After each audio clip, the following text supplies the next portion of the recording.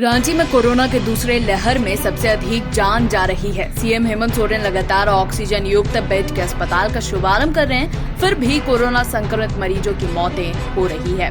वह भी ऑक्सीजन की कमी से। रिम्स में 528 बेड का शुभारंभ किया गया। यह दलील दी गई कि 12 दिनों में यह कोविड अस्पताल तैयार किया गया है। सीएम कह रहे हैं कि सरकार सीमित संसाधनों में भी लोगों को कोरोना के लिए बेड, ऑक्सीजन, वेंटिलेटर की कमी नहीं होने देगी। रांची, जमशेदपुर और धनबाद में अधिक दबाव है। रांची में सिर्फ रिम्स में ही अब 800 बेड और 200 वेंटिलेटर का दावा किया जा रहा है। इसके अलावा सदर अस्पताल में 300 बेड, नगर निगम अस्पताल में 40 बेड, रिशालादार बाबा ट्रस्ट में 100 बेड के अस्पताल बने हैं। यानी 1300 से अधिक बेड तो सिर्फ रांची शहर के सरकारी अस्पताल में ऑक्सीजन युक्त बेड हैं। इसके अलावा 20 से अधिक प्राइवेट अस्पताल के 70% बेड भी हैं। फिर भी रांची में होली के बाद से प्रतिदिन 40 से अधिक लोगों की मौतें हो रही है। सरकार कैसी व्यवस्था कर रही है कि मौतों का सिलसिला कम नहीं हो रहा है? यह कैसी नाकामी है जो दिख रही है? भाजपा विधायक दल के नेता बाबूलाल मरांडी ने मौत के आंकड़ों पर सवाल किया तो झामुमो नेताओं को वह चुभ गई। बाबूलाल मरांडी ने कहा कि कोविड प्रोटोकॉल के तहत 2450 अंतिम संस्कार हुई, जबकि सरकार कह रही है सिर्फ 1586 लोग कोरोना से मरे। झामुमो नेताओं ने ट्विटर पर कहा, बाबूलाल मौतों को प्रमाण दें। क्या सत्ताधारी दल के लोग सत्ता के नशे में इतना इतरा गए हैं कि इन्हें कुछ दिख ही नहीं रहा है, या ये सच्चाई का चेहरा देखना ही नहीं चाहते?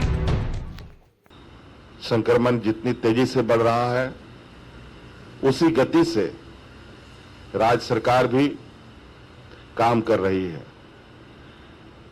पूरा महकमा आज इस संक्रमण चुनौती का समाधान हल ढूंढने में लगी है।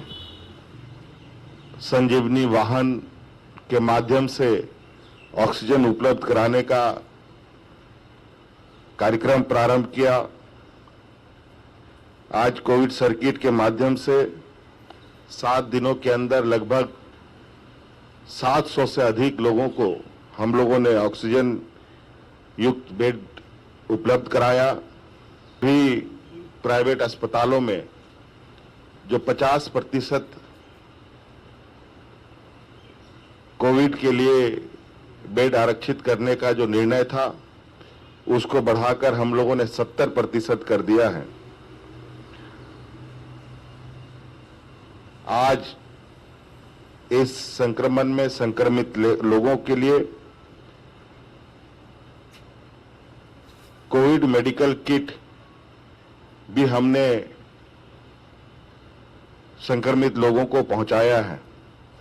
लगभग 43,000 लोगों तक ये किट पहुंचाया जा चुका है। Welcome. You've never known. Welcome to a journey you've never imagined. Welcome to Arabia, Saudi. 2 गड्ढों वाले शौचालय के बारे में सुना है? हाँ? नहीं सुना? आइए समझाते हैं। देखिए, 2 गड्ढा बनाइए। पहले वाला जब मल से भर जाएगा ना, तो ये चालू हो जाएगा और साल भर के अंदर इसके अंदर जो मल है ये खाद बन जाएगा, इसे खाली कर दीजिए। इसी तरह शौचालय जो है वो आजीवन चलता रहे, न बीमारी फैलेगी न बदबू। और पैसे? अरे वो सेप्टिक टैंक से कई गुना सस्ता। हाँ, क्या समझे? शौचालय 2 गड्ढों वाला ही बनवा।